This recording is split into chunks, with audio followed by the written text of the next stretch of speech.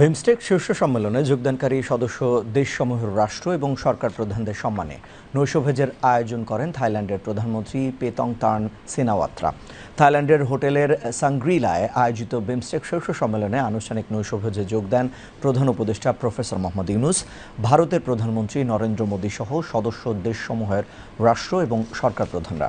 এ সময় প্রধান উপদেষ্টা প্রফেসর মোহাম্মদ ইউনূস ভারতের প্রধানমন্ত্রী নরেন্দ্র মোদী, থাইল্যান্ডের প্রধানমন্ত্রী পেতংতার্ন সিনাওয়াত্রা সহ সদস্য দেশসমূহের রাষ্ট্র এবং সরকার প্রধানদের সঙ্গে কুশল বিনিময় করেন।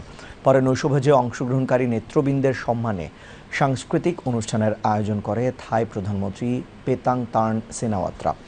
এর মাধ্যমে কৃষ্টি সংস্কৃতি ও ঐতিহ্য তুলে ধরা হয়। প্রধান উপদেষ্টা প্রফেসর মোহাম্মদ ইউনূস সাংস্কৃতিক অনুষ্ঠান উপভোগ করেন।